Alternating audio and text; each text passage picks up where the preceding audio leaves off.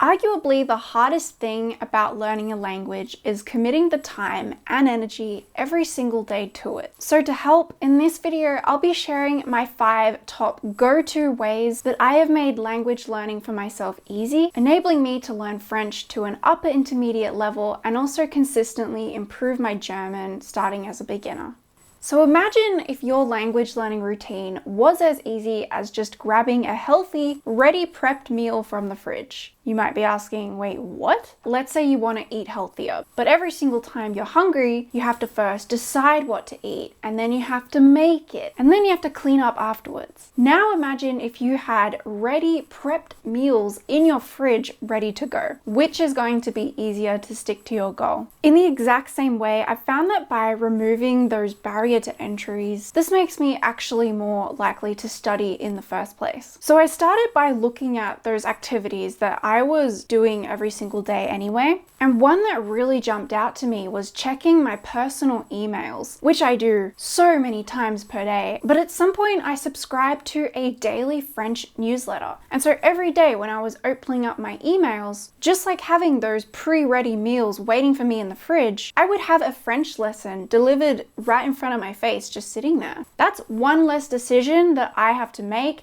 That's one less barrier to entry. And on top of that, the exercise in itself is particularly effective for a few reasons. First, reading is a great way to simply immerse yourself in the language. It improves comprehension, expands your vocabulary, and just helps with understanding those more complicated sentence structures. Second, right from your email app, you can highlight words or sentences that you don't know and get an instant translation. And also with email newsletters, you're very likely to see the same words keep repeating themselves over and over again. You get natural spaced repetition practice, and you get to see the same words in different contexts. So now you might be wondering what email newsletters to subscribe to. So I will share some tips as well as the newsletters that I personally am subscribed to for French and German. So if you already have creators that you follow on a certain platform, go and check if they have an email list that you can subscribe to. Second is to do a Google search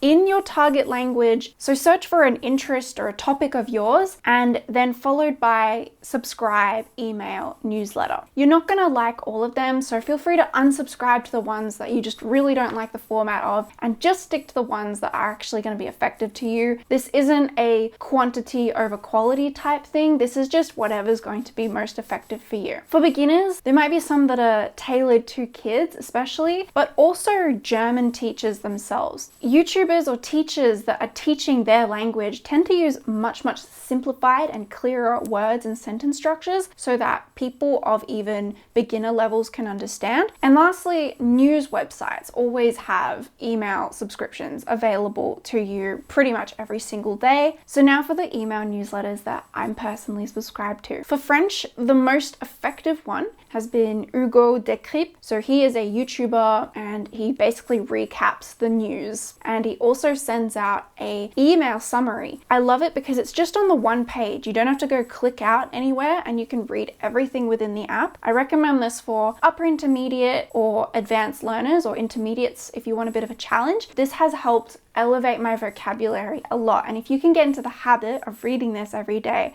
your French will improve so much. Suitable for beginners are French teachers, Manon from Oh La La French course, Français avec Nelly, and Learn French with Elisabeth. Manon probably emails the most regularly out of all of these. Next, my personal favorite, most enjoyable one is Dali from Light. This is a weekly, insightful self-development newsletter, and it's super interesting. Highly recommend for intermediate learners, and it's just a really good newsletter. He's got some awesome things to say. Next is Julien Song's chess newsletter, great for like intermediate learners or anybody who just enjoys chess. For German, I'm still looking for some particularly awesome ones, but basically I read the Deutsche Welle. Some of them are very difficult for my level at the moment, but they have multiple different topics that you can subscribe to. My favorite ones are from Samantha from Richtig Deutsch Sprechen. She's a YouTuber, and particularly when she's promoting her course, she sends like a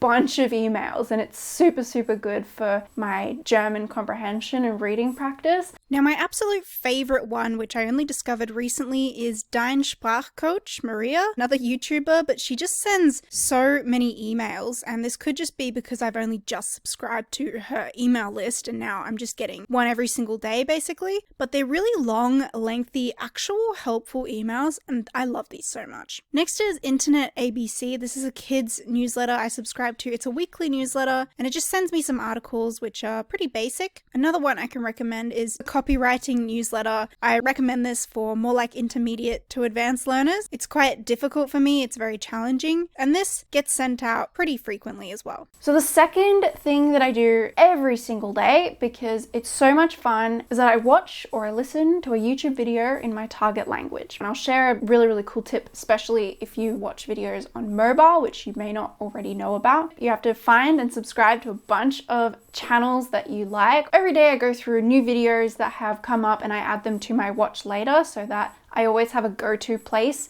to go to find content to learn. And this means I'm also not as distractive on the YouTube homepage. So every day I'll watch at least one video, either actively or passively. Active is going to be a lot more effective, but it requires some more effort. What you'll be doing is really focusing on the words. So always turn the subtitles on, and you're going to be taking note of what you don't understand and trying to understand it. With passive listening, you'll be hearing the words, the intonation, the pronunciation, and immersing yourself in the language, just kind of generally trying to understand, but not taking note of what you don't understand. So the tip, if you watch videos from your phone, which I most of the time do, is to turn on those subtitles. But also, if you're not aware, you can tap in the description, scroll down, and click to show the transcript. So this transcript is going to usually be auto-translated. So if you make the subtitles and you translate them to English, you basically are watching the dual subtitles. So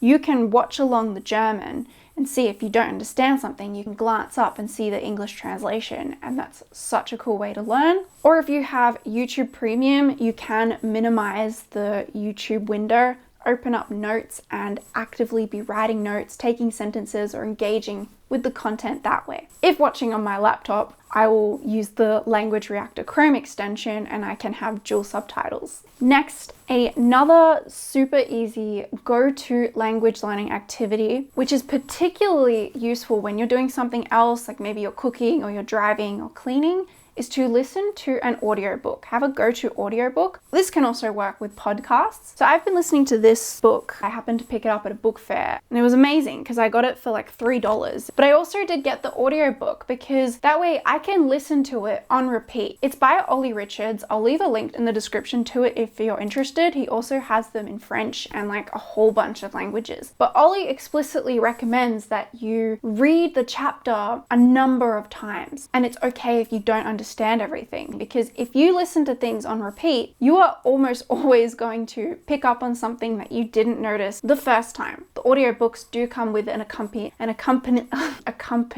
PDF. So yes, podcasts are also great. I just find for me personally, I'm way less likely to listen to one on repeat because I'm kind of like, oh, I've done that podcast, what's next? But if you do repeat podcasts, that's great. This is basically the exact same thing. So the next two things are things that I do extremely often, but not necessarily every single day. And the next one is that I will often read a short story or an ebook using the app LingQ, which I've done a whole separate video of. But let me just tell you that this app seriously makes it incredibly easy to read a whole book in your target language, kind of no matter what level you're at. So if you have an ebook or you can buy one, you can literally just import the ebook into this app and you can go and tap and highlight all the words that you don't know and they'll just translate it for you. Now for French, this has been extraordinary for me. So in moments of downtime, like on public transport, just waiting, or on my lunch break or something, I can just open up this app, open up my ebook and start reading just like that. The app explicitly points out which words it thinks I haven't come across before. So it makes learning new vocabulary also extremely easy. But the other reason I recommend importing a full book into the app is because reading a book, it typically takes a longer period of time. One thing that I've sometimes struggled with in the past is kind of clicking around, trying to find content. But when I open up Ling, bam, I have a book in front of me. I just want to make as few decisions as possible. Otherwise, I'll just get a tiny bit more stressed every day. And the last go-to activity of mine is to watch a Netflix or a LingQ show. If I'm on Netflix, I'll always turn on the dubbing and also the subtitles. This is just so great because if you, like most of the population, watch a bit of Netflix every or almost every single day, this is obviously a really great way in which you can utilize the time you've already allocated to an activity and combine it with language learning and immersion. But if you still struggle to find the time to actually learn a language, because like me, you might have a full-time job, then go and watch this video here next, where I give you a whole bunch of tips to help you learn a language with a full-time job.